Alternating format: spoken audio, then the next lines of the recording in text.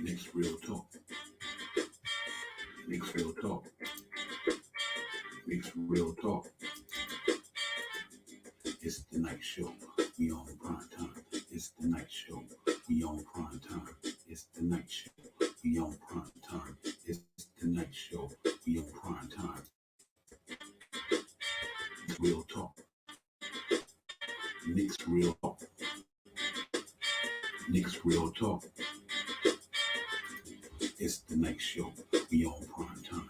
It's the night show. We on prime time. It's the night show. We on prime time. It's the night show. We on prime time. Knicks Real Talk. Knicks Real Talk. Knicks Real Talk.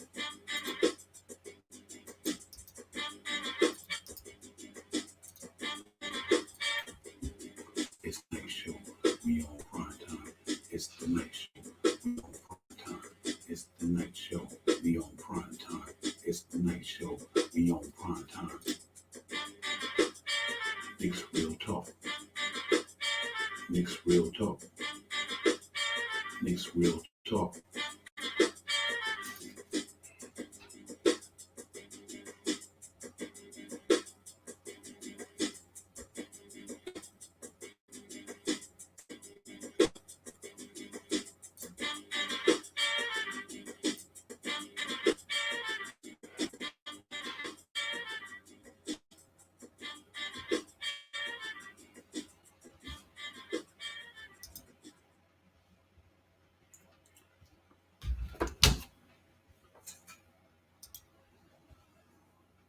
Knicks fan, big family, what's going on? What's good? What's good? Knicks Real Talk, the night show.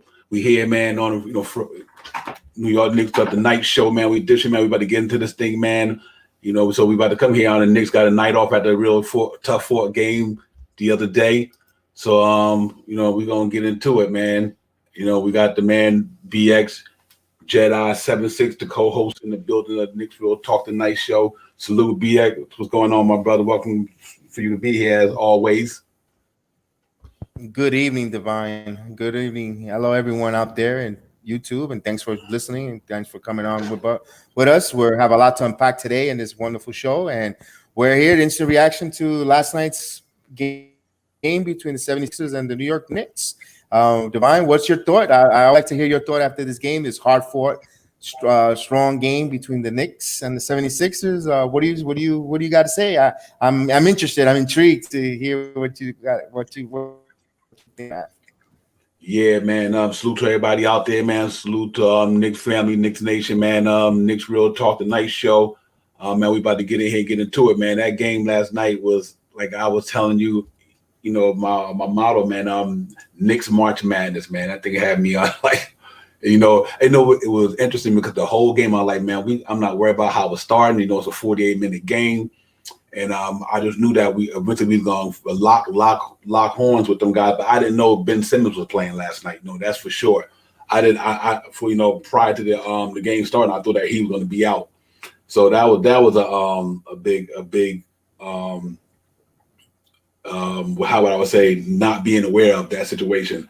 To realize that he's going to be there. So you know what, though, man? He came, we battled, man. That playoff basketball to the fullest. I mean, straight intensity, defense. It was crazy, man. That was definitely playoff basketball. I mean, that's what everybody going to see going into the next couple of weeks, 3 weeks, month, whatever. That type of basketball, man. That was some real good, gritty, hard-fought, defensive to the forefront. I mean, that was one of the best defense games I've seen all year between both teams. I mean, in the association overall, that defense in that basketball game last night was unbelievable. I mean, Danny Green and them. I mean, RJ. I mean, Nerlens Noel he was killing it. You know what I mean? So I'm like, yo, man, this is unbelievable. So it was real entertaining, man. It was a real entertaining game. Pins and needles. But we were there, man. We battled, man. We should have won the game, no doubt about it. The first quarter kind of put us in a little bit of funk with the situation that we was in. But we battled, man. We battled hard, man. That was basketball right there. You know what I mean? We came up short, but big game from Julius Randle, RJ, Alex Burks, Nerlens Noel. I mean, quickly had a decent game. So it's it was, the best is yet to come. You know what I mean? As bad as we needed, I won the game. So I think it would have put us in a real good spot. But overall, though, I was satisfied with the way we battled and we went in there and competed against some boys. And that was good to see. So I'm definitely excited, man. That was a good one right there. Right. And I noticed that we finally got a serendipity shot at the end where Julius Randle with that 3-pointer bounced in and Mhm. soft rim and helped them go in there, send it into overtime. But what I see with the game, in my opinion, we 76ers played a New York Knicks style game, gritty, kept it Mhm. tight defense. The only thing we cannot and we will not win more games if we come out and score 15 points a quarter. That first quarter was a very sluggish. We came out 15 points. A lot of the uncharacteristic turnovers. And that's something that, of course, we're guards, and hopefully that cleans up once our point guard gets here. But they battled, they competed. I enjoyed. Nolan's Noel played 36 minutes. He gave us 13 points with 10 assists. He had a double. And RJ had a nice game as well. He played 39 minutes, 19 points, 8 rebounds, 4 assists. Of course, led by Julius Randle, our all-star, 24 points, 46 minutes, 7 rebounds, 3 assists. And it was, we got a contribution even from Mitch Robinson. Mitch Robinson had 17 minutes, 4.6 and assists. Hopefully his ankle is better and he's ready to go. It scared me a little to see him come down on that ankle. But Burks gives it and takes it. He gave us a good solid 30 minutes, 20.6 rebounds and 4 assists, which was really, really good. And Frank, he battled. He was there for 18 minutes. He gave us 4 points and an assist. He did his thing. Frank did his Frank. Frank is Frank. But the one enigma that keeps puzzling us is Toppin. Toppin, he plays minutes and he donuts 0-0-0. So concerning with that young man, to see his struggles and to see when is this game going to slow down for Obi Toppin and let his game overtake what's going on the floor. And right now we're only 20 games left, and we know the trading deadline is coming up, and we'll talk about that in a minute. We need him to start getting going if he's going to get going this season, because we need scoring at the power forward, because we're losing Randall's energy, expending energy, especially if we're playing from behind, Divine. If we're trailing and we need our all-star to get us back into it and go on a run. I love the way they closed out that first half, on 11-0 run. We trailed it by 1 point at halftime. But if Randall and RJ are expending energy to get the game close, and yes, granted, we had Burks to help us, and even the Bullock had a nice game as well. Bullock played for 47 minutes, 6 points, 4 rebounds, and 3 assists. They're there. We know what we have with our guys. We know that we have our guys in situational, but we need that power forward to help us, because we desperately need to give Randall. We need to drop Randall's minutes to 30 minutes, 30, 34 points, 34, or even 30 minutes a game, not the 40 plus minutes, because you can see he's tired. You can see that he's gasparating, and that leads to mental errors. And that's what's called. And we can't have those mental errors on the end of the game and trying to close it out. And also, we need a closer on this team. We need a closer. Someone to step up to be closer. And if you're asking Randall to be the closer, it's too much load for him, Divine. I think we've seen that affecting his game, and I love the fact that he cares. He loves, and he lives and dies with every possession. And at the end of the game with the ref, let's put that at the end of overtime. It was a loose ball foul, but the game has been called so physical all 4 quarters, and you wait for that moment to be solar of it. And then plus, the Knicks are at home. What happened to the home cooking, the home court advantage?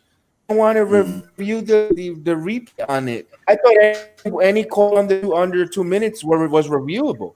I'm flabbergasted that they didn't want to review it. They said Thibodeau called it late when he saw him. He put his finger up for this review sign, and I don't think they were going to reverse it, Divine. And we cannot blame the refs, because when you miss 10 free throws, and you miss 10 free throws, and those are free points. And if they would have hit half of those free throws, this is a different game, and they would have won this game. And those are frustrating as a Knicks fan. We know it's growing pains, Divine, and it's frustrating as a Knicks fan. But hopefully, this doesn't weigh on the team exhausted. because these losses, they start to wear down on you after a while. And the team always has guts, and we don't want that to sit in their head. How are we going to lose this game? We want them to learn how to win. We don't grant that we're learning how to win as well, and as long as they trust the process and trust their coach and their system, they have been put in position to succeed. And Thibodeau has to continue, get in their thoughts, and so they don't get mentally down on themselves. So, what do you think on that? Oh yeah, I agree 100%. Yeah, it's the game. The way the game went for me. BX. It was just a classic basketball game, and we got to understand the refs had two refs. They were down a record. One of the referees was out due to the COVID situation, so they only had two referees in the game. You know what I mean? And and I understand how Thibodeau feel. I think I read that the report said that the last 2 minute report, whatever the case may be, said that it was a foul. I mean, we have to live with that. You know what I mean? We can argue all we want to. You can't change the outcome. You know what I mean? But that wasn't the deciding factor in the game. The deciding factor in the game. We came out sluggish. You know what I mean? In that first half a little bit, in the first quarter, and it made it more of a harder uphill climb. You know what I mean? When we were trying to get them guys to exhaust their energy because they played on the back-to-back, we was exhausting our energy trying to get back up to them. You know what I mean? So that just kind of went the opposite way we would thought it would have went, where we would have been like in the game or up in the game, and then they would have had to play catch up because they played last night. Was hoping their legs would have been a little tired. But granted, they played a good game, man. Like I said, Doc Rivers, the NBA champion coach. You know what I mean? And he's been there. You know what I mean? And so he got a good team down there. Their defense is just as nice as ours. You know what I mean? Danny Green, what can I tell you? Thibault and them guys, they was. But we came in there and battled, man. We battled, man. That's what it's all about. And salute to Julius Randle for getting that bucket to send us in the overtime. You know what I mean? As long as the Knicks showed me what they showed me last night, we'd catch that break. You know what I mean? We'd catch it. You know what I mean? But they keep competing the way they competing up against teams like that, man, and not folding, taking it all the way to the white. In the last 4 games, the Knicks lost by a combined 10 points. You know what I mean? Overall, so it's kind of telling how that game ended yesterday. But for the most part, guys, that was the recap from us last night. And salute to the panel. Salute to Dangerous,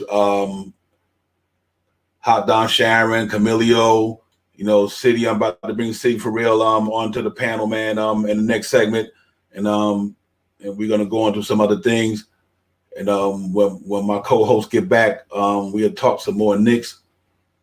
But right now, y'all, let me bring in my man in a minute.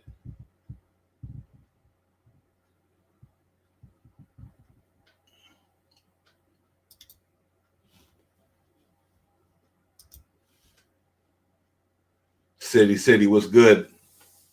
What's going on, brother? Good, brother. Welcome aboard. Glad you're here, man.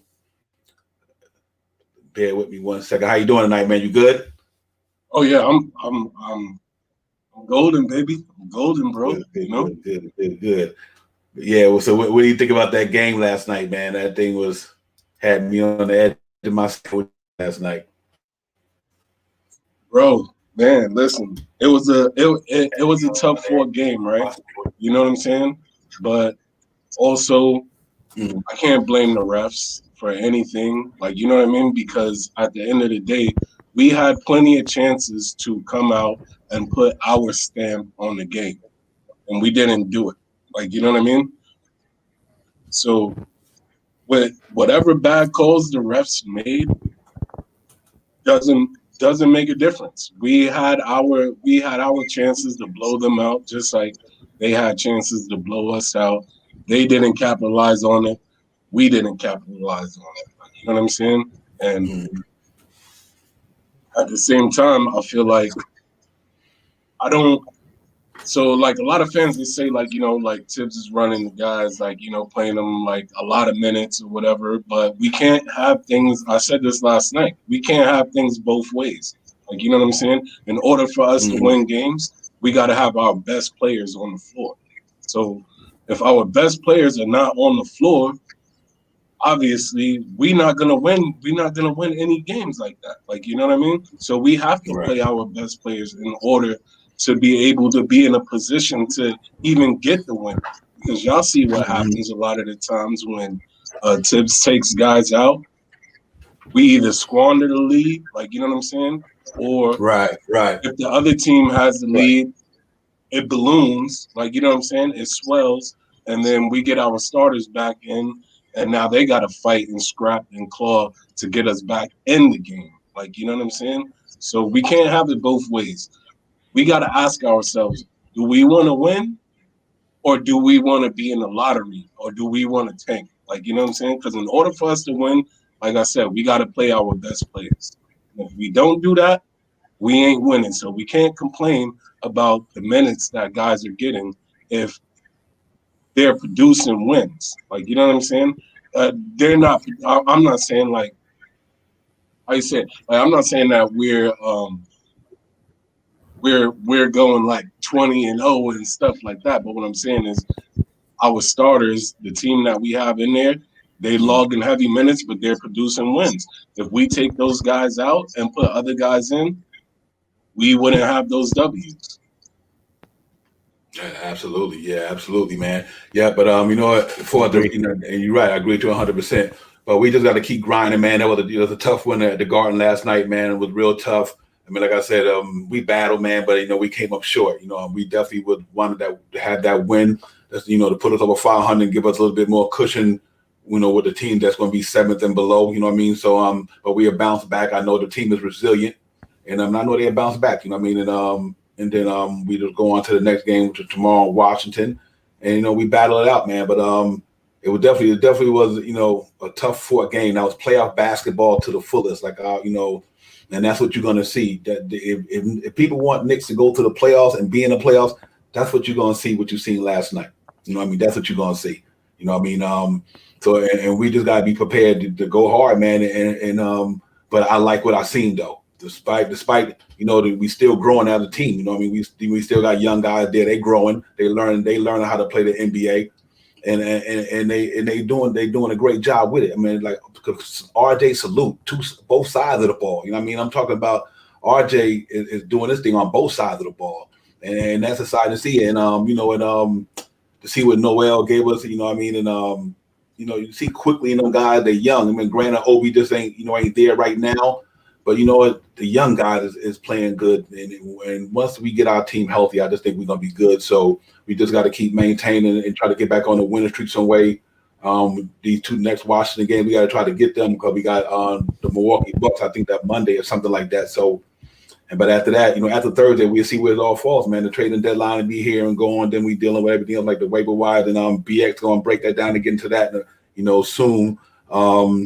But we just got to, keep on moving, man, and hope that we take this thing, to another level, man. I think we will. BX, man, what it looks like in the Eastern Conference standings and so far. In the Eastern Conference standings, we are currently now seventh in the league. We are seventh currently now. Let me open up the standings real quick here and give me 1 second there. Eastern Conference standings. We're the seventh seed right now. We have the Boston Celtics ahead of us at 21-21. We're currently 21-22. The Hornets are 20-21. The Pacers are 19-22. And at the 10th, it's the Chicago Bulls at 19-22. We have the Atlanta Hawks who are 22-20 with the fourth seed, and we all know the top three is the 76ers, the Nets, and the Bucks. I think those top 10 teams are the teams that it is. They might be a little flip flop with Toronto and Chicago maybe, but the seeding is going to be depending on the wins and losses. Who gets hot and who gets plays at the end of the year. We could be anywhere from the seventh. We could be anywhere from the fourth seed, in my opinion, all the way to the ninth seed. I don't think they'll fall 10th or below ninth. This team is very resilient.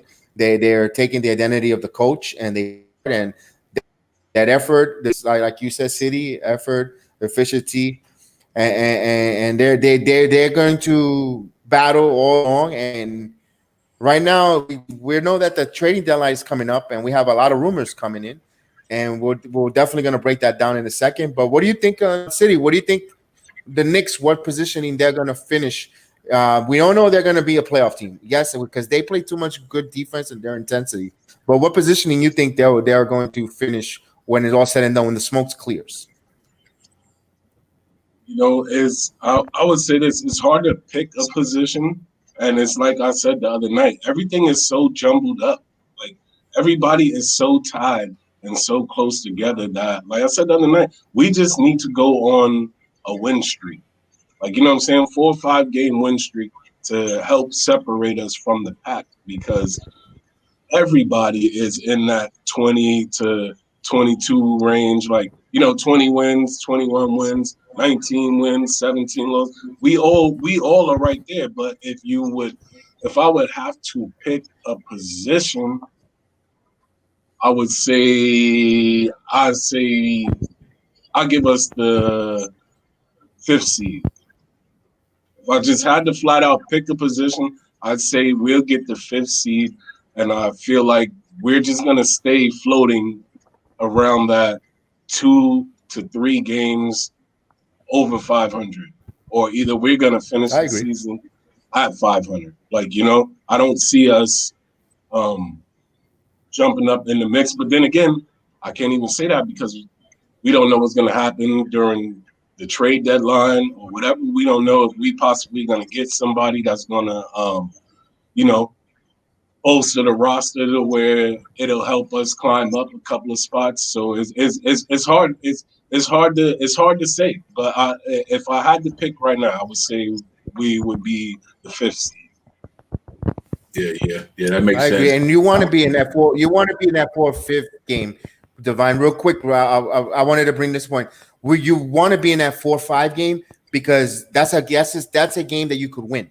That's a series you could win. A 4-5, the teams are almost similar with you and all that. And you don't want to be 6 because you get the Milwaukee or 6, 7, and 8. You get the big boys. You want to build and you want to extend a long series, and 4-5 is good. And I think that's my point. I do think, Divine.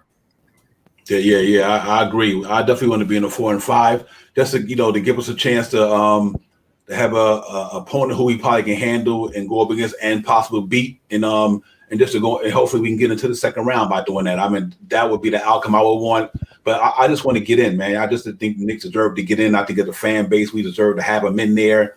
I definitely think, the way we play defense and the way our offense is starting to kind of come around a little bit and God to get a little comfortable. And I think it'd be even more better than that once the trading deadline is over. Like we said, some of the people know they stand or go and their minds is at ease. They're not too much caught up in man, I got to pack up and move. Like they just to focus on basketball. You know what I mean? So I think that's what we're going to be with that. And we'll take it from there, man. But we're gonna get into the next the slide, man. I mean, the next banner, man, and next topic. I'm gonna bring my man Josh, man, aka Uncle Fulio from Nick. Salute my brother Josh. What's going on, dog? What's happening, y'all? Welcome. City, BX, Jedi. What's going on, man? How y'all doing?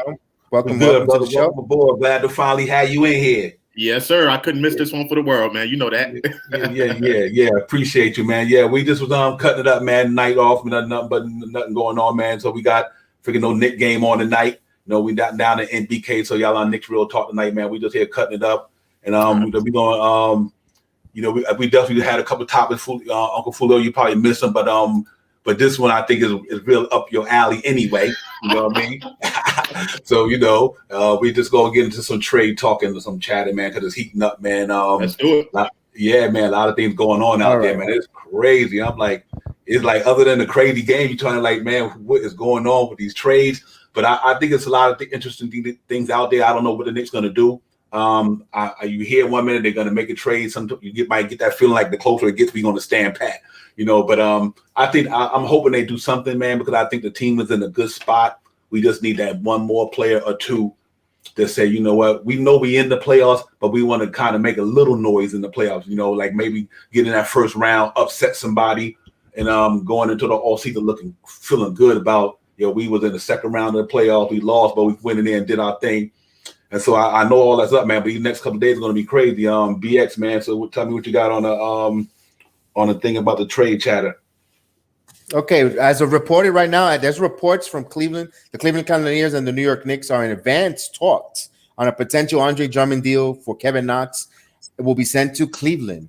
Right now, the trades are aggressive. They're in advanced talks. That means that any minute that their work could come down, that this could be official. So since we got that going on, and I have a couple more trade scenarios, but let's go with this one first. What is your thoughts on bringing Drummond in for Kevin Knox scenario? Throw that to you, Josh. What do you think? I would love it. I definitely would love it. We definitely can use the scoring. Andre Drummond is 18 and 13 easily. He's going to give you that from the center position. And I'm not taking anything away from Mitchell Robinson. I think he's developed well under Tom Thibodeau. But from a production standpoint, we just need to have some more offense, and we need to have someone else on the court that can go out and get a bucket, along with grabbing those rebounds, which is very, very important. Now, I know Drummond is probably a little bit limited on the defensive end, but him just being a big body there, he's not going to get pushed around, like Dwight Howard was pushing us around all night last night. And, and B, when he comes back, and, Vucevic, some of these bigger centers in the league. So I definitely would love to bring Drummond. And I think Kevin Knox is going to be a really good player for another team. But I just don't see him getting that type of time with Tom Thibodeau because he doesn't give it enough on the defensive end. He just looks lackadaisical out there. But I think Kevin Knox is going to be a stud for whatever team he goes to. I think, right. that other team is getting a really good player. Mm-hmm. Yeah, right, absolutely. Right. Yeah, I think right game at the wrong time. He's just not a Thibodeau guy. You know what I mean? It's not a knock on Kevin Knox. It's about the type of coach that he is. You know what I mean? And the type of style he want to play, the type of aggression, the type of hardness. Going every play nonstop. You can never stop, no matter what you're doing. You got to go every play. And for guys like Kevin Knox and them, I don't think that's their motor. Not that they would never get it. It's just that right now, under this coach, I don't think they have that type of style and that grit that I think he need to play under Tom Thibodeau. That's just my my thought on that, man. I agree. I love Kevin Knox. That's my man. I mean, and I just always wanted, man. Come on, Kevin Knox, you should be in this rotation. But for some reason, he fell out of this favor, man. But I love Kevin Knox. Even when we drafted him, and I seen that rookie year, even though we had a small team, let's say a G League team down there in second round. But he played a 13-point freshman year, man. He was, I loved his game, man. He had some rookie of the month in December. So, but if that's out there, man, salute to Kevin Knox. Once a Knick, always a Knick, man. You know how that go. You know what I mean? But it's a business, though. It's a business. What can you do? And this is not college. Somebody could say, I got to get you up out of here. What can you do? It's the pros now. But if that's the case, man, that Andre Drummond thing, yeah, guys. I wouldn't have no problem with that. And like I said, I love Mitch. Mitch, my man. But you know what? If Nick's looking to do something and they can get Andre Drummond, you have to go after that. I just don't see why you wouldn't. I know a lot of people may agree, disagree. That's fine because I love my boys too. I'm a big Knick. I love every player the Knicks got. If they didn't even do no trade, I wouldn't even be mad because I love the team. But if you're trying to get to another level, you're going to have to make a trade somewhere. That's why I don't have a problem with Andre Drummond. You know what I mean? If that's the case. So it looks like if they do acquire Andre Drummond, it looks like the day of Mitchell Robinson might be numbered.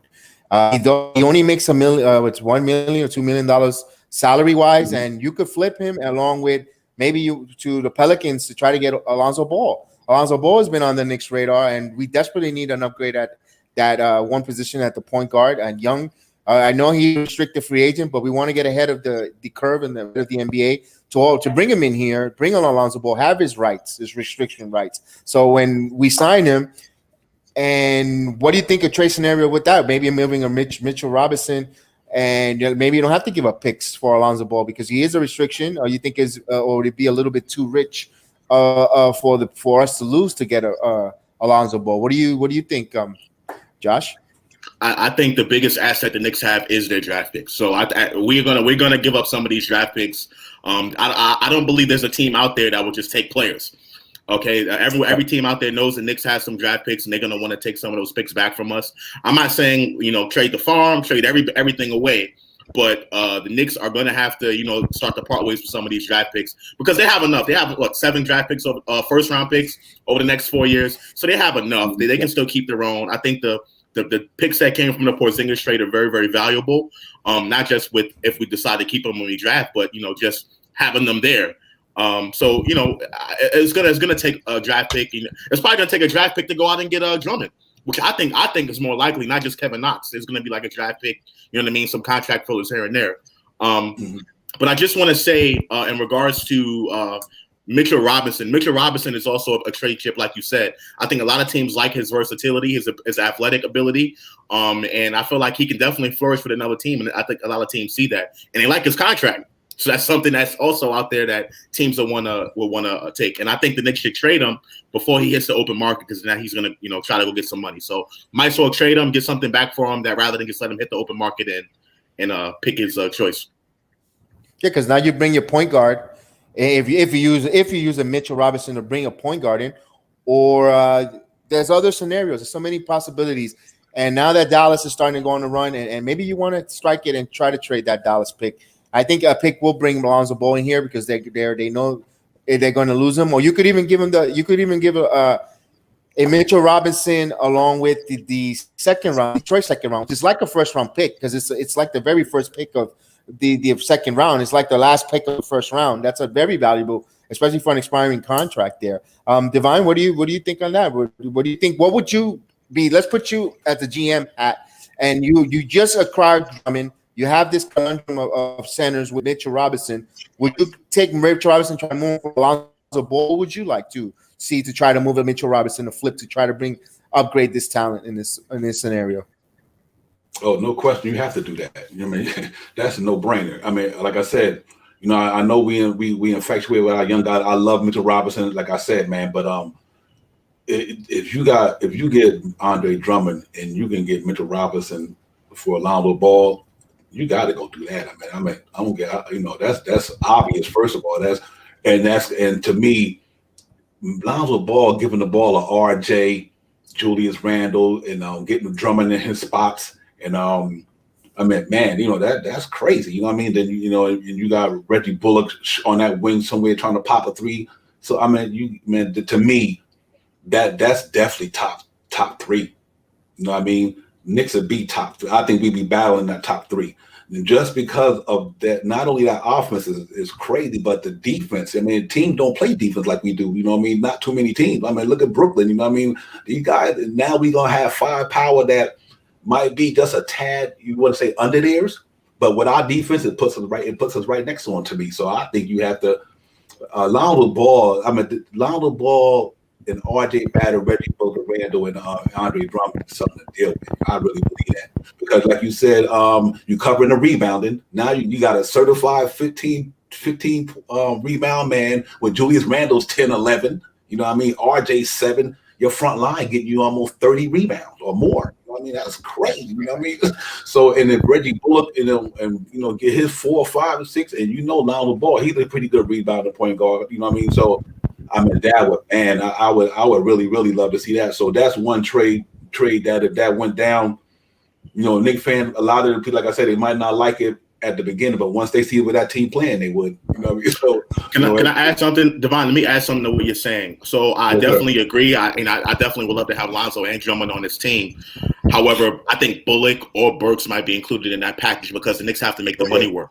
They have to make the money work. Yeah, so Lonzo Ball's making $11 million, I believe, this year, right? So just trading away, Mitchell Robinson in a draft pick, that's not going to be $11 million.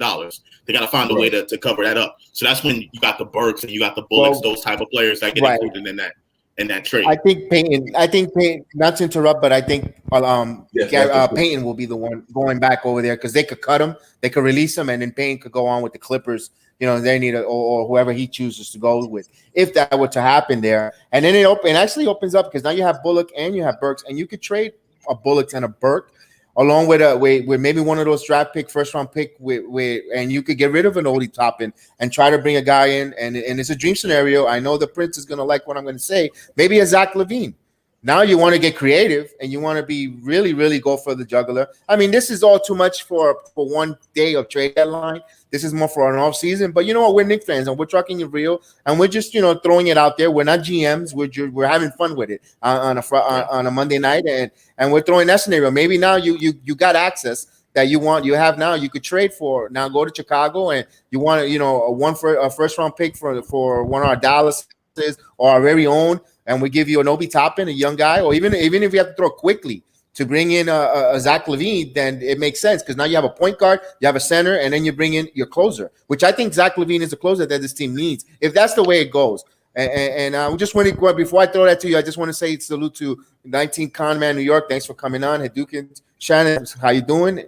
And thank you for coming on the show. And Cam Reddish, I like that too. But Josh, I want to throw that back to you on that scenario. What do you think? You know, I know it's a lot to unpack and a lot and for one day, but let's dream a little bit.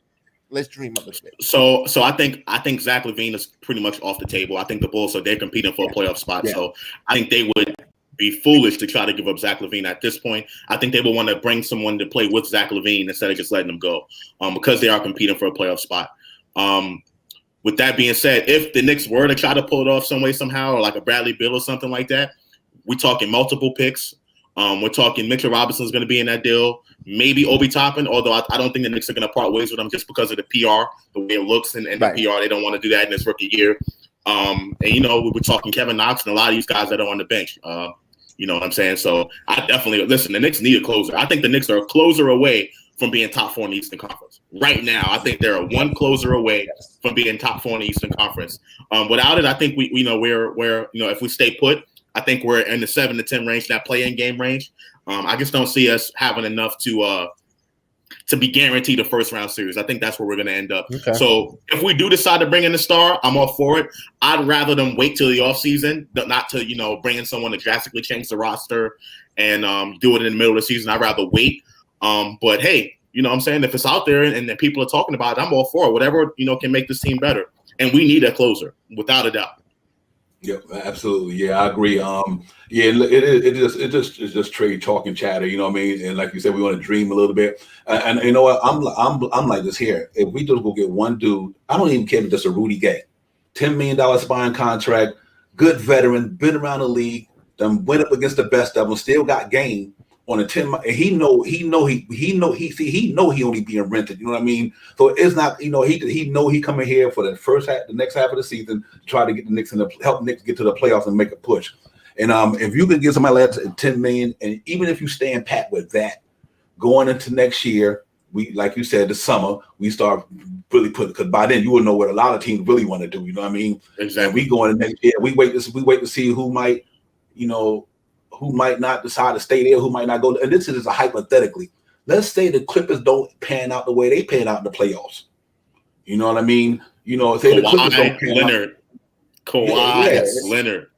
Mm-hmm. And then and my man saying, okay, Kawhi got that contract that he on. You know what? I this ain't what I thought it was. You know what I mean? And especially if they don't get to the finals. Or if they get to the Western Conference Finals, okay, they might say, okay, we got something. But if they don't, they got high expectations on them. And Kawhi, you know what? I know I'm not speaking. I'm just throwing that out there as a possibility. That's what I'm trying to say. And let's say that happened, and now you got Kawhi at the 3. You know what I mean? Oh my God, and you done picked up. Now you could pick up that point guard you need, whether it's Lonzo or whoever. But it's a lot of scenarios out there that's interesting. And like me, even if we can get Oladipo for two second rounds, even if it's a rental for 2 second rounds, we just need another dude down there to get us in the playoffs in a comfortable position to be able to make an upset. You know what I mean? And that's what I want to see from a Knicks fan right now is just to get to the playoffs, take that first step to go into another level. You know what I mean? We get to the playoffs in the first round. If we knock somebody off, great. If we go 7 games and we don't pull it out, man, coming into that next year, it's going to be a whole different. Because now we're going to have players say, you know what? I think I need to go down there. You know what I mean? I think I need to go play with the Knicks. Them boys got they there. So I hope that's the way it pans out. And then I think we be in good shape, man. But other than that, it's the same old. You hear the noise, the Terrence Rosses of the world. Now you got. I think you got a couple of guys out there, Orlando talking about Aaron Gordon, what might not be happy. They talking about them in Houston. I hear the Marcus Smart thing, so I mean it's about to be crazy. Atlanta is apparently shopping Bogdanovich and who else? Right. John Collins, I think Cam Reddish. Cam Reddish, The trade between the Magics fell through with the Houston Rockets. The Rockets were sending Victor Oladipo to Orlando. Gordon was heading there and picks, but it fell through. It wasn't going through. They want to get another team involved. Now they see the Knicks with $15 million under the table, that they have, on the table, on the mark, that they have cap space, and they want to see if they get the Knicks involved. I live in Orlando, so I pretty much corner this market, and I know a lot about the Magic, so I'm in and out, and just through a lot of knowing certain people that are connected with the teams and all that. And Aaron Gordon wants out. He wants to go. Aaron Gordon, I personally would not like him here, even though he could play that very athletic. But if we between deal and we could get the worst thing we could get Oladipo on a prove it deal. I know he wants to go to Miami. I would not give him more than $20 million a year if it is, because with Oladipo in his last 5 games, he has been scoring 27 points. He has 5 assists, 4.6 rebounds. He shoots 42% field goal, and he's 34% from the 3-point. He's a strong defender. He knows how to play defense. We know he has his injuries, and he sometimes cannot be efficient. And that's something that concerns us because we don't want an inefficient scorer. But he could create his own shot. He could get his own shot. He could possibly sit in as a closer for the team as well. So if that's the worst case scenario, we could get him just, not give up too much, get involved in that Orlando 3-way deal, and maybe send that late second round pick for Detroit to them and bring him in here, and maybe some salary cap situation to send a lower bench player on our roster to Orlando or to Houston. I think that's something we could explore, see, because think about it. You bring Victor Oladipo on a prove-it deal that wants to get paid. He wants a max deal.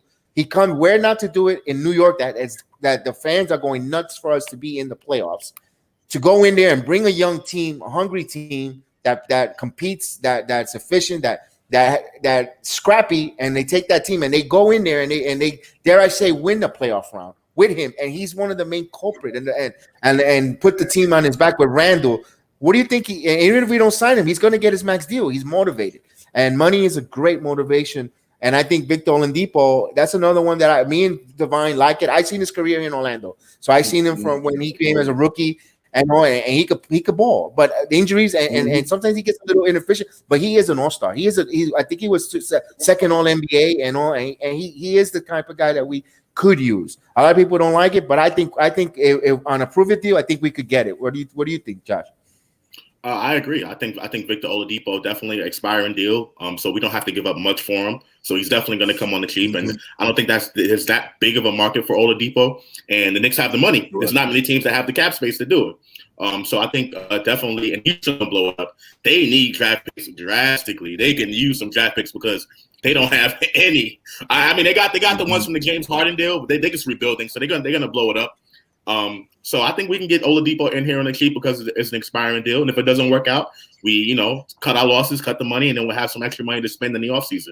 So I definitely wouldn't mind Oladipo here, and I think he definitely will help us propel us to that next level. At least we don't want to be in that playing game. I'd rather be above that playing game territory. I think Oladipo definitely can help us with a boost in offensive scoring and value.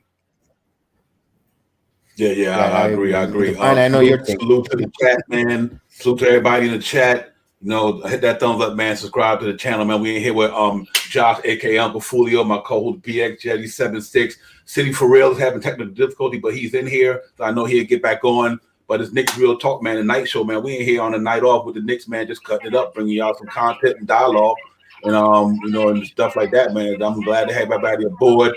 You know what I mean? Like I said, this is opinion. We like to let the fans know this is a fan for you guys. So we like y'all input. Whatever you throw in the chat, we'll throw it up there because the fans make the show. The show don't make the fans. Real Talk is the fans show, and that's what we doing, man. We in here having a good time, chilling. Yes, you know what I mean? Just cut it up, and that's what it is, man. But this is exciting, man. You know what? I'm looking forward to the rest of the season. I'm looking forward to what the trade deadline thing gonna come and go.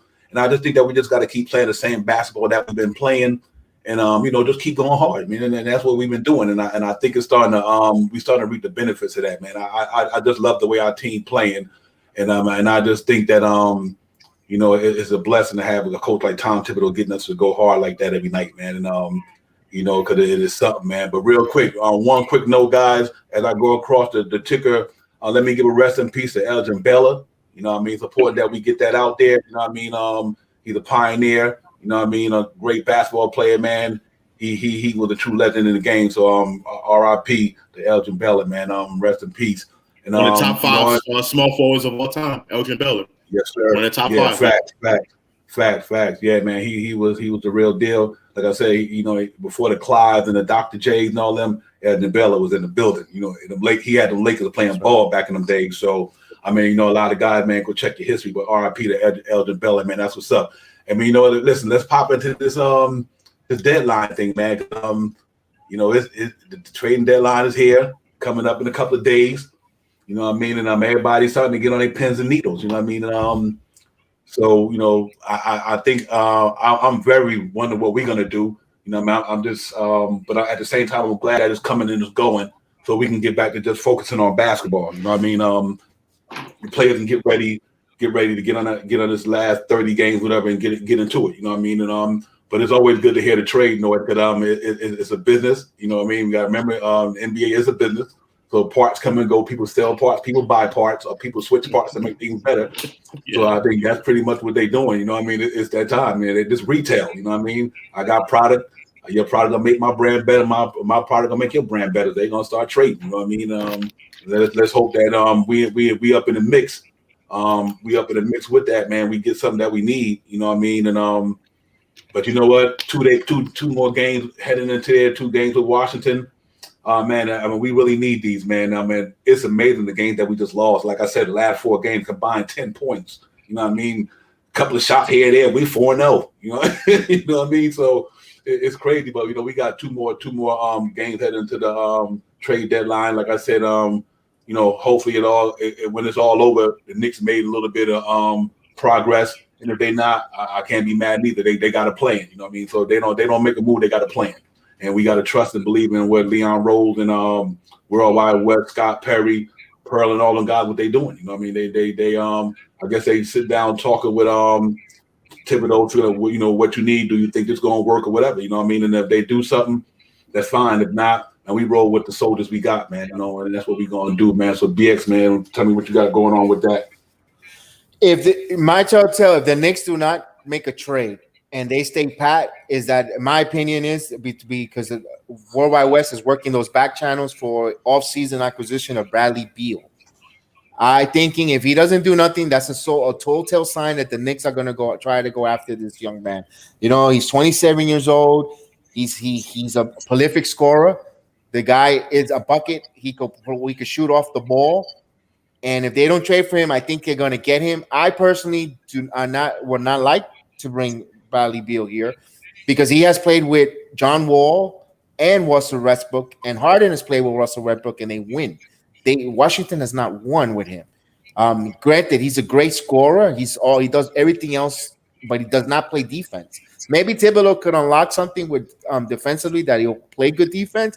And yes, he is one of the top NBA All-Stars of the league, but that's an off-season move. But that's something if they stay pat and they don't move and they don't do anything, then it's showing me that they're trying to focus their resources on that. Now, another move that I see that they've been asked rumblings is with Norman Powell. Norman Powell for the Raptors. I like that a lot. I like him. But one thing about Norman Powell, he's having a career year. We have to be careful. He's having a career year with the Raptors, and Raptors are not doing so well. They've been on a losing streak, and they signed him on that contract, and he's a little bit small for the wing, but he plays excellent defense. He's like 6'4", and he might have a tough time guarding on a tougher matchup on a taller wing opponent. Now, he is awesome, a perfect Tom Thibodeau type of guy. Exactly. And I think and the way he shoots, he's a little bit better than Terrence Ross.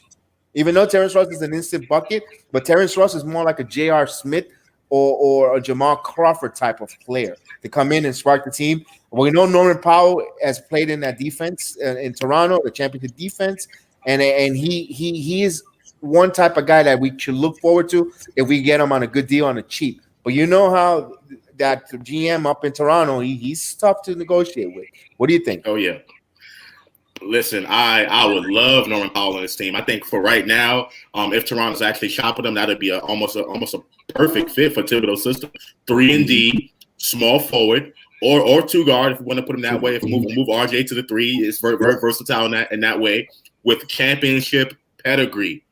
He's been there before, made some important plays in the finals and the playoffs. I think that'd be a great fit for this team, and I think that's a move that can definitely and probably won't help us too much in the offensive end. I mean, he can knock down the 3. I think he's shooting the best in his career from 3. I think this season he's doing 44% from 3, which is really, really good. So we can use him in that role, move Reggie Bullock to the bench perhaps or something like that. I think that can help the team defensively. Offensively, I don't expect us to really go leaps and bounds, much better. But defensively, that's something we definitely could use right there at that spot. And I think it'd be a perfect fit for right now. Definitely Norman Powell. Yeah. I second that, man. Listen, he a dog, bro. That's all I can tell you. He a dog. I mean, that dude get down and get in it. You know what I mean? He fits what the Knicks is about. You know what I mean? Man, like you said, you bring him in there, throw him at the 2, and move RJ at the 3. I mean, it's a wrap, man. That dude. I mean, listen, man. I always been a big Norman Powell dude. That dude, ever since before he got popular, he just was scratching the surface. I'm like, this dude go hard. You know what I mean? This cat he improved his game every year, so he deserved what he getting. You look at his track record, his maturation. He kept getting better and better every year. His numbers were doing this, and you know what? And then he was on a championship team, like you guys said. I mean, he played with some good veterans, Gasol. You know what I mean? Ibaka, Kyle Lowry. He learned from the best. You know what I mean? So I mean, yeah, him on this team would be like, whoa. I mean, that's the 2 guard we need right there. I mean, so I have no problem with Norman Powell whatsoever, man. He's cheap. He's making $10 million. He's cheap, right? And he won't cost much to acquire. He won't cost much to acquire. You can move an Austin Rivers or Burke, because it's basically you're switching the same player, Burks, to it. The only thing with Powell, he's not a high assist guy. Burks is showing that he can play a little bit out of position with the point, and that's a little concerning. Especially if our point guards get injured. But Norman Powell, that's a good deal to go try to get for that. It's a money saver, especially if you bring a Drummond in here with a Powell. Now you're getting gritty, you're getting junkyard dog type of defense. And who knows? We don't know. We could probably unlock a Robert Horry type closer in the fourth quarter in Norman Powell. You never know. Teams don't pay attention to him because you got Randall, doing his thing, and you got Drummond if it's come true in fruition, and he's manning the paint, and no more of that double teaming and none of that. And if they try to double team, you got Norman Powell having a career year to start opening, and RJ on the other side and start hitting those wide open and even quickly with him. You never know. It could a lot of good things can happen with that man on this team. So that's another interesting. A name that's out there speculating that we could try to get, and that's something big out there that I think the Knicks could explore. They're also speaking about from Sacramento. Sacramento is Marvin Bagley III which is not coming here. He's available, which I think the Lakers are going to impact this trading deadline significantly because LeBron's down. They need guns in here, and I think that's going to be big. But for the Sacramento's, Buddy Hield has been a name that has been rumored to the Knicks coming in here. A sharpshooter from the outside that this team needs. Young guy that fits. We saw him in college, how he played, and he's been a solid pro in shooting, his percentage. And what do you think the Knicks, and what do you think would acquire, what it take to get a deal with Sacramento to bring him in here? I'll go with you, Josh. What do you think? I think definitely he's a sharpshooter, and the Knicks can use some more shooting for sure. I just think we'll suffer a little bit on the defensive end. So it's basically like a trade-off. We basically, giving up some defense for some more offense for some shooting. I don't have a problem with it. Let me look at this contract real quick. Buddy Hield. Salute to the panel. Our chat doing that. Salute to the panel. Salute to the chat, man. Hit that like button, subscribe, man. We out here bringing it for y'all, man. Go ahead, Josh. CC, yeah, I think so. He's making 23 and a half. I don't like that contract. Not for Buddy Hield. Not for someone who's just particularly a shooter. And can't really do much else. I don't like that deal. We'll have to give up a little bit more than say for a Norman Powell. And I don't like that trade off. I'd rather have Norman Powell than Buddy Hield for sure. But I mean, Hield can help us. He can help us for sure. I'm not knocking him, but I'm just totality as far as what we can get for the amount of money and the amount of pieces we would have to give up. I would take Norman Powell over Buddy Hield. But Buddy Hield would be a great fit on this team because of his shooting. Yeah. I'm hoping whoever we bring in. I'm hoping we can keep Burks and Bullock. I just hope we can keep them on the team, but upgrade that 3 spot or 2 and move Bullocks to the bench with Burks and quickly. You know what I mean? And you know what I mean? And I just think that if we can get that guy in here, that's why I like the Powell thing. I like the Depot thing. It's because of the fit, the defense, dog. They can get it. You know what I mean? That's why I like guys like that. We can get the Terrence Ross. You know what I mean? That's fine. Then we keep Bullock in the starting unit. Now Terrence Ross and Burke. I would love to if we go into the play. I would love to go into the playoff with Reggie Bullock and Alex Burks. Alex Burks' team, like he's starting to catch his stride back. You know what I mean? He's starting to get into his comfort zone a little bit. And Bullock, we can't underestimate what he does with his team. You know what I mean? His defense, his three ball, his tenacity. I love this team we got, man. Even, like I said, since that Brooklyn game. This team showed me a lot, man. Even though in the losses, they showed me a lot. They're like, we going, back in the day, we the fold in these games. You know what I mean? They're like, nah, we in this to win this. You know what I mean? And last night, like I said, that playoff basketball, man, that was something to see. We watched a lot of games this year. That was one of the fun games I've seen all year. Because now it made me think of this looked like '90s basketball right here. It looks like 90 basketball. Them cats was going at it. Their defense was on point. Our defense was on point. I was like, yo, these cats is getting at it. So I was happy about that, man. So we just got to keep it going, man. Like I said, salute to everybody out there, man. Knicks Real Talk, The Night Show, Divine, BX, Jedi 76, our man, Uncle Josh, a.k.a. Uncle Fulio, we in here. Just bringing y'all some content and dialogue on the night off, man. So I hope everybody out there well, doing good. We're going to just keep this thing rolling, man. We here, man. We in here with y'all having fun. So y'all just enjoy the show. Let me see what y'all got going on in the chat. Prince said, keep Bullock, Priest, Prince, the bun. I see you, my brother. I agree with that. 19 Com, Prince, Hardan, Sharon, everybody. Salute to y'all out there. I'm glad y'all are part of the show today, man. It's all good. And we're going to keep this thing rolling, man. And before we get into the next segment, anybody want to add on to what we were saying, or you want me to roll on over? What's the deal? Yeah, just real quick on the Bullock and Burks thing. I think if you go out and get a 3/2, one of those guys have to be included in the deal. Okay. Yeah. Okay. Now, if you ask me which one I would rather have Bullock, because I think Bullock is more on the defensive end and his shooting is starting to improve, and I like that camaraderie he has with Randall and RJ and all of those guys. So I would rather keep Bullock and give up Burks. Burks is making more money out of the two. He's making $6 million. Bullock is making $4 million. You know what I'm saying? Okay. So I think Burks' contract is going to be something like a filler just to try to make the money work. You know what I'm saying? And at that position, one of those guys has to go. One of those guys has to go. And Toronto with Miles Power, Toronto's team has Norman Powell. Sorry, they're having financial power paying certain players. They want to get under that contract. That's why he's available. And the same with Cam Reddish. I see that he's also a name that's been brought up in trade talk with the Hawks. Cam Reddish, that'd be interesting to bring him on with RJ Barrett. But with Cam Reddish, I wish we would have had a point guard to bring along with RJ and Cam Reddish to play, because that I think would open up a lot. Because you're thinking of RJ shooting, going into the hole and dishing it out to an open Cam Reddish. He knows where his spots are. They played in college together. They have that repertoire. They know where to go. It is and Duke, and that'd be interesting to see. I don't think it'll happen. It's just us speculating and speaking about that. I expect that about a month ago. Cam Reddish was available, and I would like to see the Knicks would explore and try to bring him here, because I would like to see him, because eventually. I personally think, and eventually, if we don't make a move, eventually I think Zion Williamson will end up being on the Knicks. That's years to come from now. But don't be saying that, man. I can see that happening. I can see that happening. I can see that happening years from now. They're friends, and why not a little mini Duke reunion here? And start getting rid of some of these Kentucky on the same team. Yeah. Right. And then you got me a Tar Heel fan. Got a root for both of them. Like, oh my God. Yeah, man. But you know what? Hey, it's always good. You never know, man. It's a business association. You never know.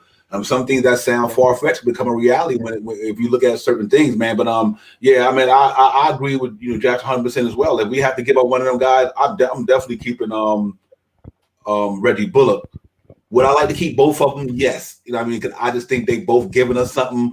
And they part of this culture now. So if you can get another piece and keep them, we do that. But if you got to get rid of them, I'm definitely taking Alec Burke and ship him out of here and keep Reggie Bullock. Because Reggie Bullock, he just fits what Tibbs is about. You know what I mean? They really do, man. And I like Alec Burke's spark his because he when he's on, he's on. You know what I mean? Yeah. He's like Lou Williams when he's on. You know what I mean? or Vinny Johnson back in the days or something. You know what I mean? He just a walk coming off the dribble, knocking that shot down, fade away, right, spinning, under the rim. Like I was like, whoa, I didn't know you can do that, man. Yeah, you know what, man? Before that dude had got that injury, we turned his whole career around. Before he was down in Utah and he got that knee injury, Alex Burks was athletic too. He had good hops, but that knee injury did him in a little bit, man. But I'm good to see he changed his game and he he picked up another way to score the ball. But he nice with it, man. I got to give Scott Perry credit with the team they put together, man. They was wise with what they did, man. You know what I mean? And like they said, it is an audition. You know what I mean? And like I said, people got to understand, if this team get to the playoffs and make some noise, why would you break up something like that? You know what I mean? Just add a piece to it. You know what I mean? Add a couple of more pieces to it to make it better. But if the Knicks go to the playoffs with what they got and they get a player now and that team stay intact, I love the camaraderie. I love the way they go for each other. They all locked in together. So if they decide to do that, man, who knows? But I agree with Josh 100%. You know, if they're going to go get somebody and they want Alex Burks, you got to give them up. You got to give them up. You know what I mean? So and I think that's part of the course right there, because I think we trying to get it, man. And but yeah, it's a great show, man. I'm glad everybody on. Josh, I'm glad you in here, man. Thanks for coming in. You know what I mean? And then it's all good, man. So we just gonna keep it going for a minute. And this Knicks Real Talk Tonight show, man. I'm in here with Uncle Julio. You know, I mean, my co-host BX Jedi 76. We in here talking Knicks, man. I hope everybody out there having fun. Enjoying yourself. You outdoors. Y'all know my motto. COVID-19 still out here. Wear your mask. Wash your hands, keep your distance, man. Protect your loved ones, your neighbors, your friends, and everybody, man. We all in this together. And show them prove I got my first vaccine shot today, y'all. So, how was it? All good, man. Yeah, it was all good, man. I went and got my first vaccine, me and my wife today, man. So, we good on that note, you know what I mean? And yeah, man, it's good, man. We in here, man. This Knicks Real Talk Tonight show. We just cutting it up, you know what I mean? BX, man, you got any other topics you need us to throw in there, man? Probably then throw in the tonight. Let me go with the current scores right now that are impacting our Knicks race. We have right now the Hornets are up 43-35 on the Spurs in the second quarter. It's 4 minutes in the second quarter. We got the Toronto Raptors are up 25-21 on the Houston Rockets. They're down in Houston. They're playing them out there. Houston's trying to snap a losing streak, a very, very, very 20-plus game losing streak.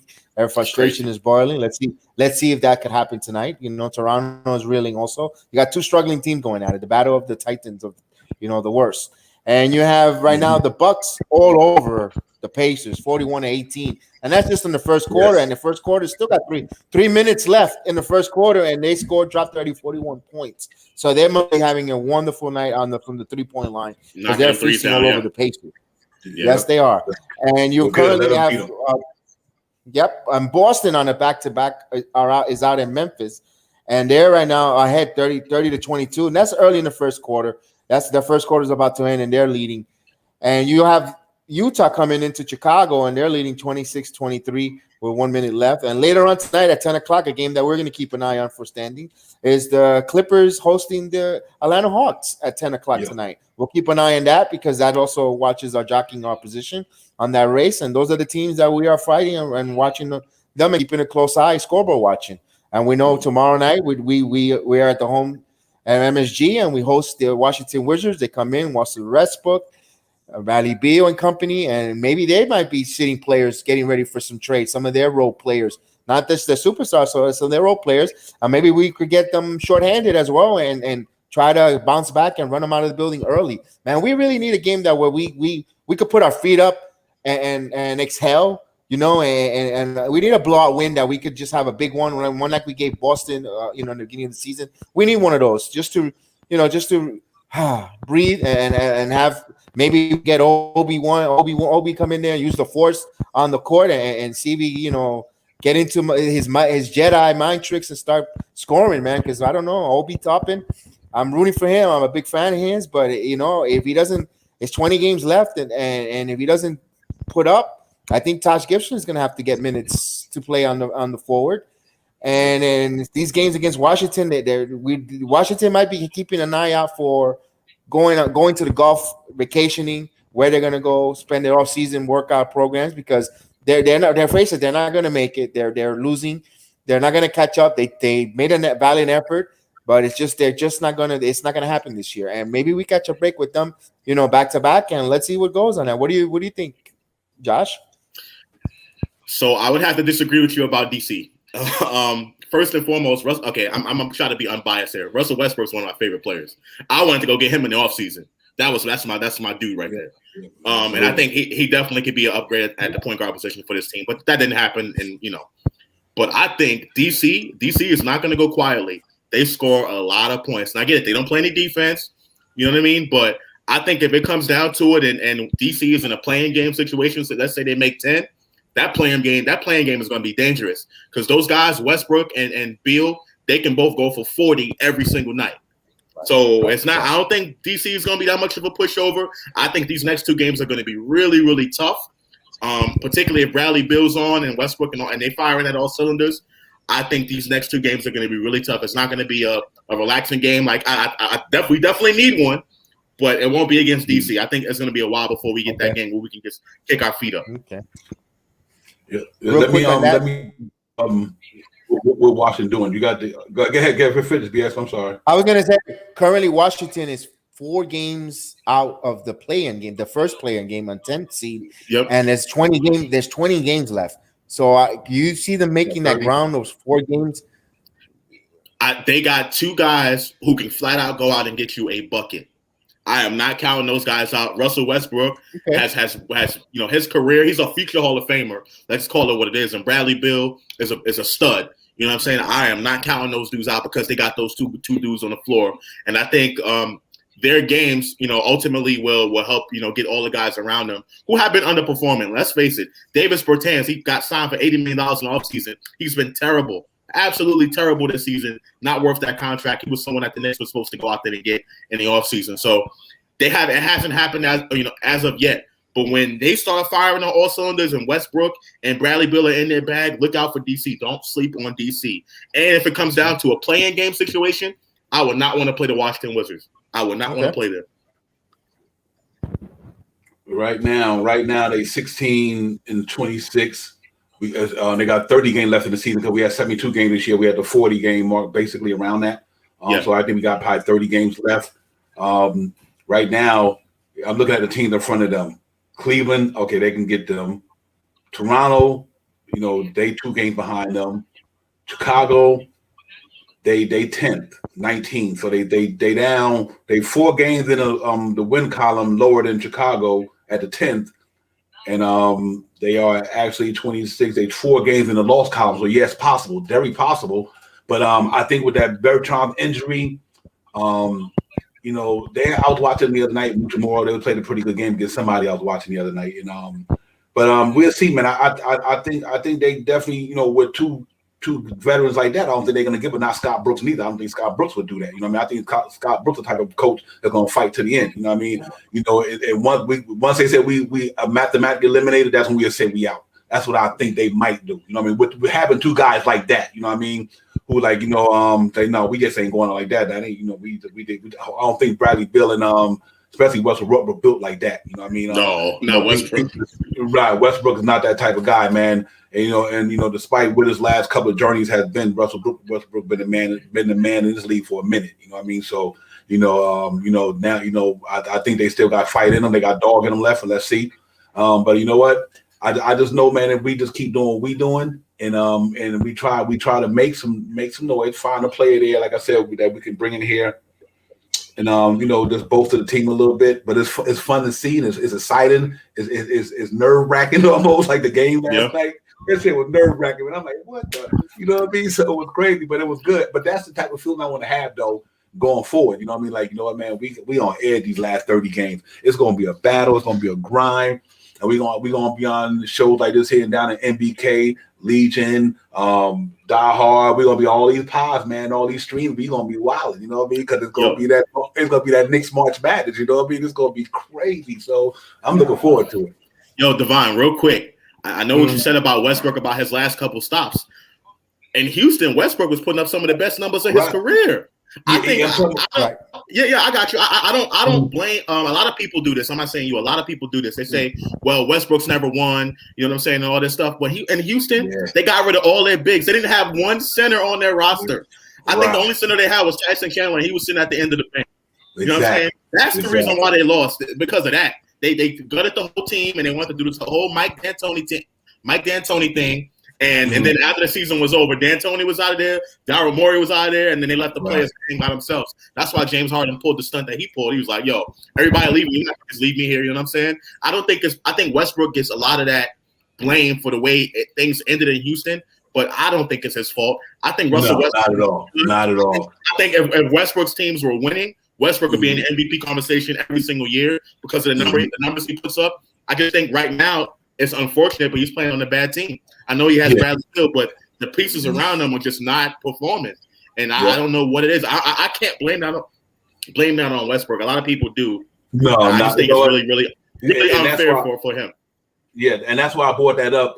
I think it wasn't about Westbrook. It's about the people outside, the noise who think, the naysayers. Oh, Westbrook caused this. Nah, that wasn't Westbrook. Westbrook, man, listen, that dude, let me tell you something. Russ, look at the numbers. The numbers speak for itself. He ain't got to, you know what I'm saying? The numbers speak for itself. I don't care what you can talk about a body image all you want to. Russell Westbrook is a dog. He's a first-time Hall of Famer. Boy, they can just go ahead with all that. You know what I mean? That's why I brought that up. Like it's just the people who say, "Oh, it was his fault." They said, "No, it ain't." Russell Westbrook is the legit, bro. And and even at OKC, after KD left, he still went hard every night, still tried to hold that team down. So I'm happy about that, man. But I put it like this here. If Russell Westbrook was on the Knicks, it's a wrap. I'm serious. Because know why? Rebounds, assists, scoring. You're getting a triple threat. Yep. Let me put that word out there that's important. He a dog. New York Knicks, they got dogs. But you ain't coming in with that mentality to play for the Knicks, and Russell Westbrook fit every category you possibly could think of.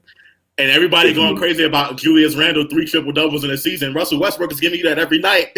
Every night he gives you that. Yeah. So man. But $38 million.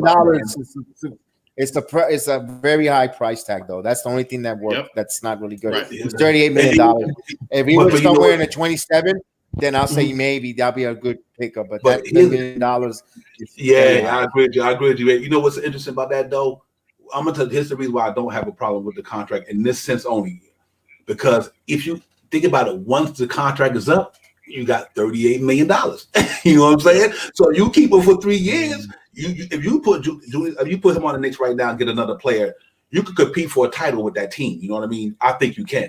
I think if you get Westbrook $38 million right now, whatever, think about it. Once the contract is over, it's gone. So you compete next year for the next 2 years, 3 years. And think about it. In the last year, if it don't work, you could trade him. You know what I mean? Like Russell Westbrook is tradable. You know what I mean? He'll always be tradable. So even if you keep him 2 years and say, you know what? We didn't get there. We're going to go another direction. Somebody will take that contract in a minute and you got your $38 million back. It's business. You know what I mean? You buy a product, put it on the shelf. After 2 years, the product don't sell. You get rid of the product. You don't carry it in your store no more. You know what I mean? It's just, it's just basic business. But I think that product that you're putting on the shelf, which is Russell Westbrook, that's elite product. You put that's your criminal in the supermarket. You know what I mean? It ain't your no thrills. It's the best brand you got in your store. You know what I mean? So if he was here, man, I would have a problem with that whatsoever. You know what I mean? But money, I think like BX said, the money. That's the part about it. It is the money. People are skeptical about. Yeah. Right. And that's why I understand why people feel that way. You know what I mean? And like I said, and now you got at the same time. But Russell Westbrook for $38 million. Think about a team. The guys here hypothetically, Porzingis getting $30-something million. You got a lot of guys getting $30-something million. Ain't Russell Westbrook. You understand what I'm saying? So you can wind up getting a player like that anyway. You know what I mean? Like Cat and them guys, they make the same money. You know what I mean? Yeah. Because that they just but if I think if you really want a good player, you got to pay for a good player. Unless you just find a diamond in the rough. You know what I mean? Right. And then you can say, okay, well, I got this guy. Like to me, Julius Randle is a diamond in the rough. $19 million, he giving you what he giving you. You know what I mean? So, that's a diamond in the rough. You know what I mean? Like, oh shit, how do we get this asset and this cat for his money? $19 million, he giving you what he giving you. So, but no matter what, I think we're in a good place, guys. I really do, man. I think the Knicks in a good place. I think we 1 player, 2 players away from getting this team deeper in the playoffs. just to make some noise this year, man. You know what I mean? Knicks Real Talk, we in here, man. You know, Divine, BX Jedi 76, Josh, aka Uncle Fulio, we in here, man. Just giving y'all some thoughts, some content, having fun with it on the night that the Knicks is not playing, man. So salute to everybody out there, Dave Jackson, the Prince, 19 Con Man, everybody, man. Everybody on the check-in, man. Salute to the chat, salute to the panel. We in here, Knicks Real Talk, the night show. BX, man, what you got else on your thought process for the night, brother? Well, we're getting ready to preview the game with Washington and New York Knicks tomorrow night. We want to see what battles, what keys, what we might get. Derrick Rose look like he's clear from his protocol. We found out today the news that he did have COVID-19, and he had all the full symptoms, and now he's recovered. And let's see, what do you think? I think Tibbs will bring him in slowly. He needs to bring up his endurance, and bring him up to, acclimate, because we don't know if he has going to have a lingering effect from the COVID fog that happened to Cam Newton. Remember Newton came in and he had that fog and he didn't have his legs under. It's two different sports, granted, but there's a lot of up and down in the court running and a lot of cardio in basketball. And let's see if he's up to par. And him on the team will give us a boost. Maybe bring him back for 15 minutes the first game if he comes out. And let's see what Mitchell Robinson, if he has any issues with his ankles, how he responds, because he rolled his ankle a little rough. Last night's game. And let's see if the Knicks are showcasing anyone or hold anyone. It would be a telltale sign with that. And little by little, reinforcements are starting to come back and join together. And we'll see how they come out against Washington. They can't have another 15-point quarter. They cannot start a game and being from behind and being down. Let's win a quarter to start a game off. Let's start off. Let's go up 27-20 the first quarter, and let's build on that and give some room for the second unit to either hold or pad that lead. What do you think, Josh? Definitely. I don't think we'll be 15 points in the first quarter against DC because they don't play any defense. I think what Philly did to us in that first quarter, that was all coaching. They were definitely prepared for us, compared to the last game. And I don't think DC can provide that level of intensity on the defensive side of the ball that Philly did or these other teams out there can do. So I think we'll be fine in the first quarter. Us getting off to a good start. My thing is, can the Knicks be able to play good enough defense to contain Westbrook and Bradley Beal? Last time we played DC, they didn't have Bradley Beal. They only had Westbrook, and we blew them out. But I think with Bradley Beal, it's another element on the floor that you have to worry about. And I think the game is going to come down to whether the Knicks can play defense. Can they match the intensity as DC? And I think if we do that, we'll have the game for sure. Yeah, man. The last two games going into the trading deadline, Washington, man. That's going to be interesting, man. I'm hoping that we can get them two games and get us back one game over 500 or whatever the case may be. But we just got to go in there and play the same game that we played the last 5-6 games, man. Just put it all out there. Put it all out on the floor. And I'm not concerned about Westbrook and Beal only from this standpoint because we don't went up against Kyrie and Harden. We don't went up against Ben Simmons, and we don't went up against Tobias Harris. We don't went up against Vucevic or Fourier. We've been playing some real studied basketball players these last 5 games. You need to talk about creme de la creme or the second tier of that. Vucevic is the real deal. And Gordon is good. Fournier good. But the battle to Harden and the Kyries and Ben Simmons and Tobias Harris, we ready for Washington's two guys. No doubt about that. Knicks defense pretty much ready for anybody. I think when New York out there playing basketball, we on the defense end, we playing hard. We going hard, we competing, we battling, and we leaving it all out there, man. And like I said, from what I've seen the last 5 games, it just showed me that this is what we've been looking for, and we already at that. Like I said, we won 21 games, already won the amount that we won last year. And we still got 30 to go. So if we get up in that 30 plateau, man. Even if we take these next, we do what we've been doing, which I always said we was a 500 ball club. I said that since the day one. I'm gonna check the videotape. I've been saying Knicks is a 500 ball club from day one. If we go 15-15, that puts us at 36. 36. Coming from 21 wins, a 14 game improvement, you got as a Knicks fan, you got to be happy with that. And you win the playoffs, and you got 7 first-round draft picks in the next 4 years, and you got cap space, and you got some good pieces down there that's playing there now. as a Knicks fan, you got to be excited about that, man, because it's not, it's a maturation. You know what I mean? It's not a overnight success thing. You know what I mean? We would love for the Knicks to go to the final. We know that's not reality, but anything can happen in the association. I mean, prime example, look what happened to LeBron. Let's say hypothetically one of these top 3 guys go down. You already got a B down. You know what I mean? Let's say Kyrie about to have 3 games off because he got personal reasons coming up. Durant's hamstring.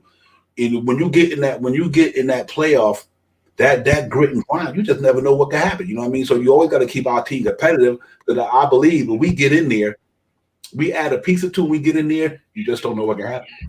It's association, it's basketball, and anything can happen on any given night. You know what I mean? So I'm hoping that's what the case is for us guys. We get in there and find a body or two just to add on to what we got there because we got a good thing down there, man. If we can find that piece, I think we're gonna be good to go, man. But let's get some last words in here, man, and we can have fun off the camera. But let's get some last words in, man. Starting with you, Josh, man. What up?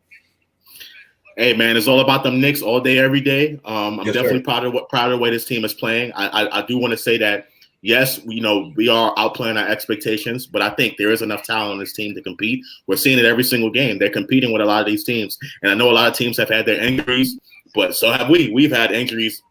Everybody's had injuries. You know what I'm saying? So I just think with the Knicks, if we can just upgrade at a couple more positions prior to the deadline, I think we can definitely set ourselves up to be top 6, and I would want to be in the top 6 rather than being that playing game, because in the playing game anything can happen, and it's gonna be really close coming down the stretch anyway. So I think from 7 to 10, the teams are pretty much going to be even, and it can go any way. So as long as we can get above the 7th seed, if we can go 6 or higher, I think we'll be fine. And I think at the 6th spot we could compete with someone at the 3. Now. Sorry, did I say that wrong? Yeah, at the 6th spot we can compete with someone at the 3, but when it comes to 7 and 8, I don't know how we're gonna do against Brooklyn or Philly. That's. But at the 6, I feel comfortable there, or 4 or 5, like you were saying earlier. But at 6, I think we can beat Milwaukee. I think we can give Milwaukee a really good thing if we can lock down Giannis. So that's how. So hopefully the Knicks are able to make a move. I think they will. It won't be anything drastic, but they'll do something just to tie up some loose ends and head into the playoffs with a strong team. Yeah, facts. BX.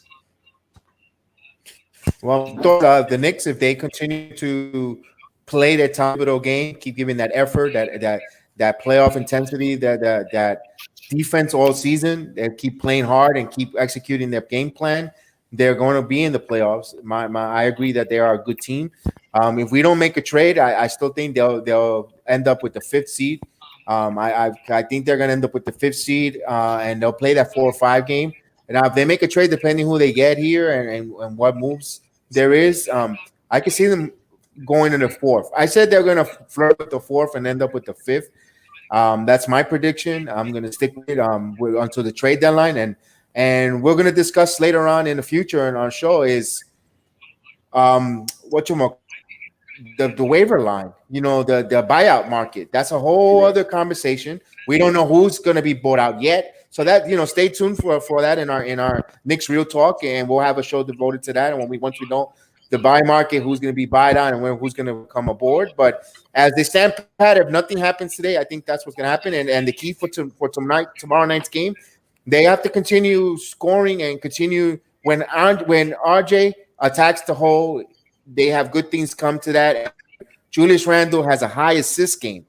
Last game he didn't have a lot of high assists, but when he has a high assist game and getting more involved, the Knicks usually are victorious, and they do really good when he's assisting and dishing. And I think he's gonna have a good, really big game. And I don't see Robin Lopez or anyone in this paint really giving him fits. And hopefully Mitch is there. And I like it. And Noel could be giving us that defense and score us 6 points. I know he had 10. He had a double last game, but if he gets us 6 points from the paint, yeah, man, that's good. That goes big and helps us. So I think those are the keys, and I think they're going to be in. I know Tibbs is going to have them in this win and success. And these last few games that they lost playoff, they've been playoff intense games. Let's see if this starts propelling them and wanting them to take that next step. I just hope that it doesn't affect them mentally. Mental letdowns because they lost, but I don't think so. They have taken the role of their coach. They reflect their coach, and I don't think so. I think they're tough, gritty, and they symbolize what the NY New York City is about: tough, gritty, and always getting up. And I think they'll be fine. I think that I don't know. They'll win tomorrow. I'm not going to say by big. They're going to be another 6 point win. I'm hoping they'll get a blowout game, but they're not. Like you said, I just that's just me being wanted the game to be earlier, and for us to relax and breathe. But they'll probably be in another 7 point game, 5 point game. They got to hit those swing points. When they have a chance to go up by 7, and they can't miss, so could allow the team to come in and cut the lead to 3 or cut the lead to 4, and they stay out of that, they'll be fine. I think that. What are your predictions, Divine? Yeah, man, I'm going with a win tomorrow. You know me, man. I just think that with that defense that we have, I always give us a chance against anybody in the association, man. I really do. I just think that the way we compete and battle, you always going to give a chance, have a puncher's chance. That's what I'm trying to say. You always going to have that opportunity to throw that punch and land one. And I think that's what the Knicks defense do for them. It gives them a puncher's chance. Like you said, if we hit some of them key shots and key times, like even last night, if RJ would have hit that short range, that mid range, that game was a wrap. So and like prior to that game, we played the Nets when we missed them key jump shots in that fourth quarter. That pretty much would have put the game away for us. So if we could do that tomorrow against two of the better players in the game, you know what I'm saying? If you would look at the game today's NBA, Bradley Beal and Westbrook got to be in the top 30, top 50. I don't know, whatever. You know what I mean? So, and it's over 400 some players in the association. So we just got to bring our A game, man, play our defense the way we play it, battle, scrap. Hopefully, like with everything that we've been doing, I hope we can still do having players come back. You know what I mean? I just think that makes a big difference. We just play the way we've been playing. We've been playing good basketball, even though we lost, but we've been playing some real good basketball. So we can get the band, even more stronger. Bring more instruments in there, and we just make some beautiful sound, man. We just got to get it. You know what I mean? I think we will. I'm not too worried about it, man. But I think that game tomorrow, I would just love to get that game to get to 500. We just got to stay there. You know what I mean? And then we always got to. If we win one, we got to lose one. We lose one, we got to win one. I just think that we got to play until we keep progressing and getting better as the season go on. I still don't think the Knicks totally hit their stride yet. To me personally. I just think back because we've been having injury man out, man in, man out. You never get that consistency yet. Because even when Quickly came back last night, now he got to get acclimated back at the game or two. So it happened. You know what I mean? It's just the way things happen. But I'm good with it, man. I think we're going good. I'm gonna predict tomorrow we win, get us back at 22-22. Going into that last game before the trade deadline, and I think that's going to be what, Thursday. That's Thursday. So Knicks play Wednesday. Am I right? That's tomorrow. Thursday at 4:00. Okay, so Thursday, we Thursday at 4 by 4 o'clock. All trades have to win. So the we night have a show trade going by the Clippers. Right. Well, we have a trade by the Clippers, but I'm having a hard time pronouncing his name. I guess he might be. Excuse me, Mofongo. You call them Mofongo, which is funny. That's that. It looks like Clippers are making cap space, and they send the Clippers. The Kings are part of that deal. They're looking to make some cap space and make some room to make a trade. The Clippers, they're a win now team. They want to win a title. Personally, with the Clippers, I think they're not going to get out of the second round. And I think that's what's going to send the call leaving. That's tough. That's tough right there. That's my prediction. I'm going to say it here. Hey, you heard he's that? He's going. Let me put this on date. You heard that first on Knicks Real Talk Tonight Show. Big Jedi 7-6. You heard that first. Yeah, man. But you know what? It's all. You know what? It's good. But let me do this here real quick. Guys, we got to get up in the morning and do the morning show. Me and BS got to get up in the morning, 7:30, do the morning show. So, we ain't going to be on too long tonight. But I just want to salute everybody in the chat. Thanks for checking in, man. 19, David, Mama said, Camilio, Mike, everybody. Salute Camilio. Always a pleasure having you guys on, man. And good show. Thanks for the love. Salute to the channel, man. Hit that thumb button. Hit the subscribe, man. This is Knicks Real Talk. Bringing from a fan for the fans. These brothers that you see up on this panel, we good diehard fans. Bringing y'all content for the fans. Y'all make the show. The show don't make y'all. So y'all know what it is. But man, good show. And oh yeah, one big up, City for real. He was in on the panel tonight, but he had technical difficulties. City, thanks for checking in, my brother. Appreciate it. You know, you're always welcome here. You know how we do. Good show, man. Josh, Uncle Fulio, thanks for coming on. Thanks for having you on. You know, and like I said, you can catch Uncle Fulio down there on NBK right along with the rest of us, man. Just big up to Simeon Russell, the NBK family. They always in there, and y'all need to go handle that, man. That's what they do. You want the real, wise, intelligent content, best knowers. Go down to NBK, man. We be putting it on down there. He got some great minds down there. So salute. You know what I mean? Great show, fellas. I appreciate it.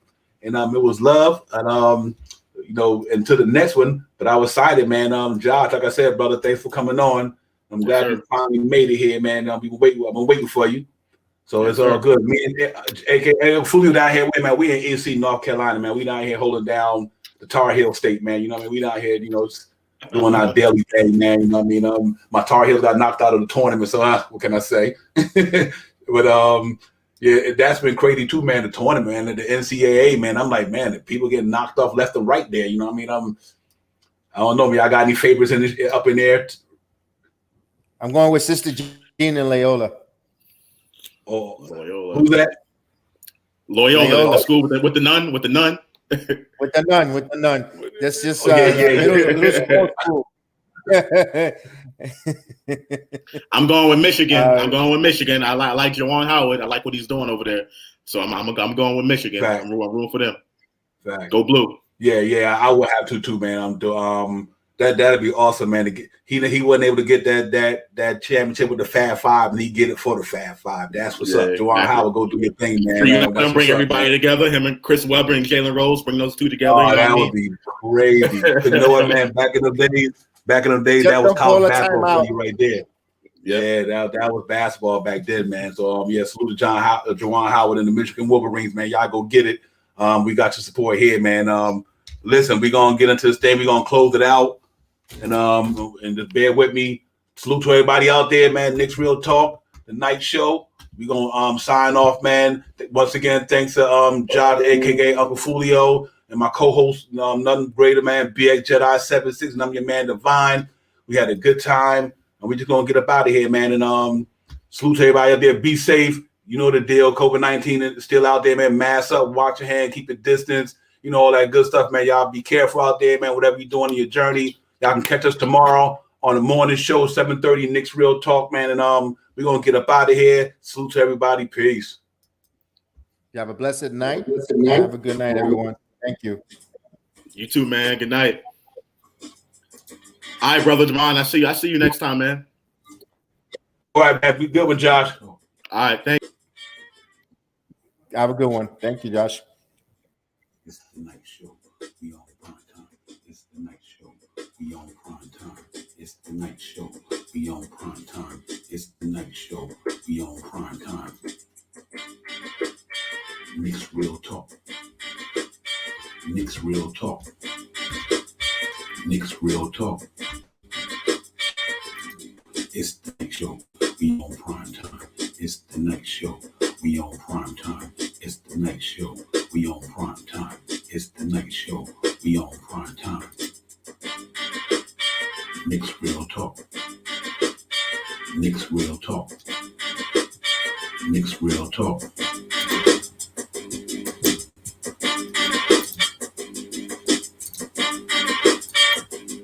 It's the night show. We on prime time. It's the night show. We on prime time. It's the night show. We on prime time. It's the night show. We on prime time.